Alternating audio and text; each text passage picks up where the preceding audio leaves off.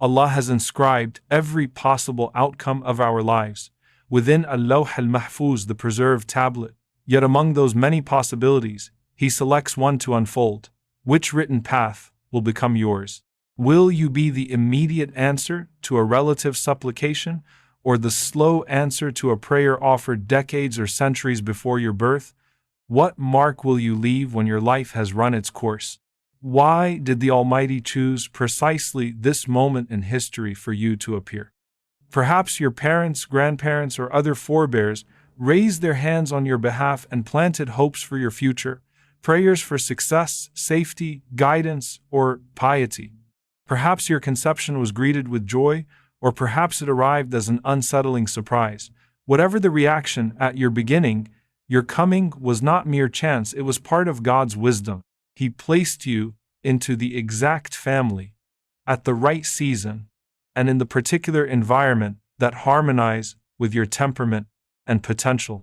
See your existence as a light dispatched by the divine decree, arriving when it would be most effective. Picture the earliest human pausing and marveling at the lights of those who would come. Imagine Adam observing the radiance of certain lives. Think too of the night of Isra and Mi'raj when the Prophet's Ummah was shown before him. Imagine him walking among those lights and pausing at yours, saying, "What a beautiful light you have." Consider the long arc of prophetic dreams. Ibrahim's vision of a noble progeny that would bless the earth long after his time. Sometimes the fulfillment arrives centuries later, yet the promise was never lost. It waited for the appointed season to translate into reality. And sometimes the promise appears almost immediately, as when the dream and its fruition are closer together. Every person occupies a chapter in the larger story of creation. The real question is whether we recognize the weight and timing of our place and become a blessing where we are set. When Isa, peace be upon him, said, "And He has made me blessed wherever I may be," scholars explained that His presence brought good to every environment He entered. That does not make blessing exclusive to Him.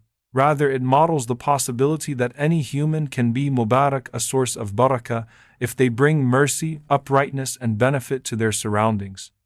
Your very birth might itself have been a blessing to your family.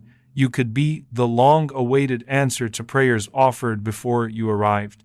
We enter the world bearing hopes fixed to us, and we also step into existing darknesses, fragmented families, betrayed trusts, oppression, or other forms of dhulumat the Prophet ﷺ warned about.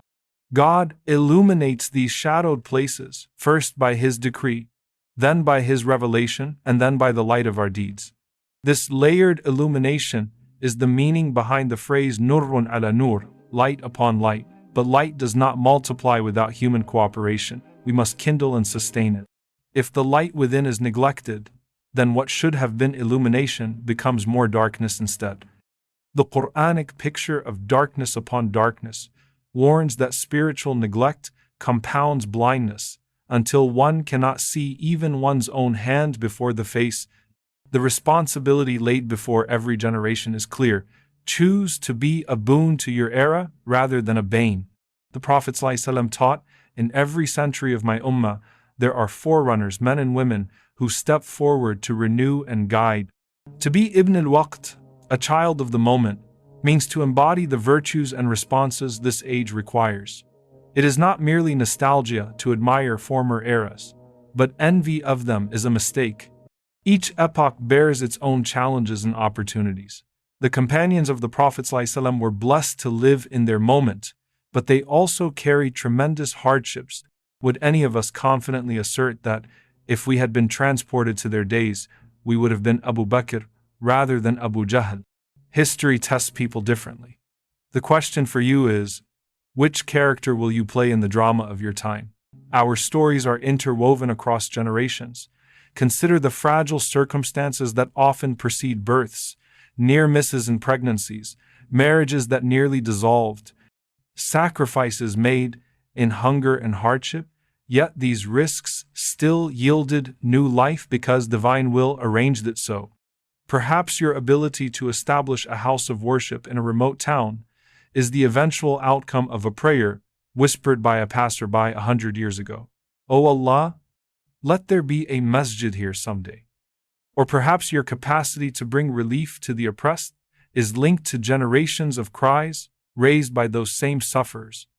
In that sense, your life can be the realization of a long chain of supplications and acts of devotion stretching backward in time. The story of the Prophet ﷺ's own arrival teaches the same pattern. He described himself as the prayer of his father Ibrahim alayhi and as the glad tidings of Isa. His life answered earlier promises and fulfilled divine announcements simultaneously. Born into one of the darkest eras, his mother saw a light that seemed to illuminate even far regions. He became rahmatan lil alameen, a mercy to the worlds. If the Prophet ﷺ's life was an answer to antecedent devotion, so too might your existence be an answer to some earlier plea. This worldview carries both consolation and charge. If you are possibly the answer to someone's prayer, that should humble you and spur you to righteous conduct. It should move you to kindle your inner light through daily acts that produce sustained blessing, sincere worship, persistent supplication, the acquisition and transmission of knowledge, steadfast charity, patience during trials, and courageous action in the face of injustice. These are not optional extras, they are the fuel for the interior illumination that enables one to be a blessing in any environment. We must also heed the warning of becoming the very darkness we deplore.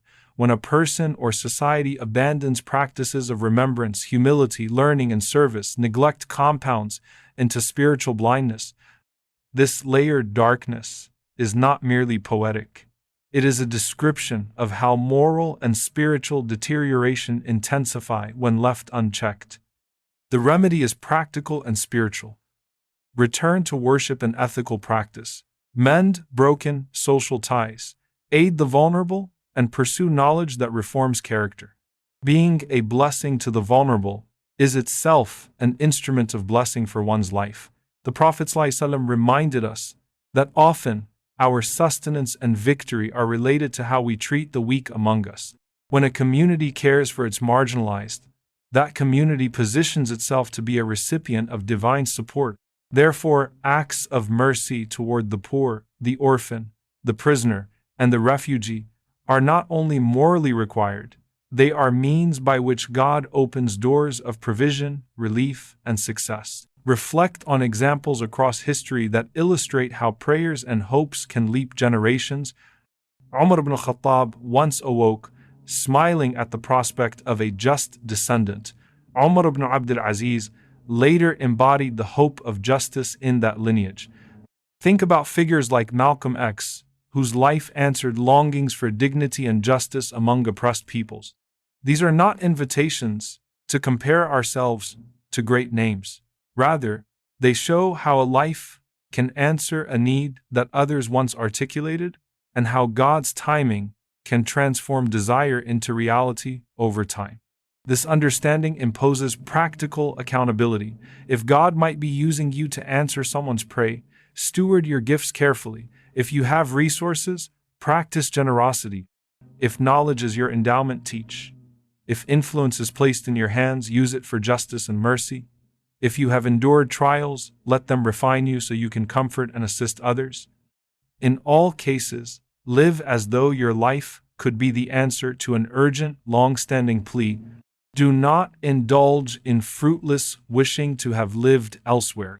The Tabi'un, those who came after the companions, sometimes expressed a longing to have been contemporaries with the Messenger, yet the companions would remind them of the trials they bore alongside their privilege. Nostalgia for an earlier era frequently overlooks the burdens those times required. Instead of yearning for another age, ask, what does this moment require of me, and how can I be the kind of person who steps forward? Small acts matter. Often the decisive answers to prayers arise from humble, repeated deeds. A neighbor's steadfast generosity, a teacher's patient investment in a struggling child, a woman's nightly supplication, a man's commitment to uprightness in ordinary affairs. These seemingly small contributions, when repeated, create ripples that affect families and communities across decades. Do not minimize the work of the quiet and consistent. Let your imagination inform your supplication. Pray not only for immediate needs but with an awareness of the long chain of blessing that might be linked to your life. Pray as though your deeds could be the fulfillment of someone's latent hope, and live in a manner that makes you suitable to be an instrument of blessing. Pair prayer with action. Supplicate, then work. Ask, then strive. The scholar's practical counsel is a clear program.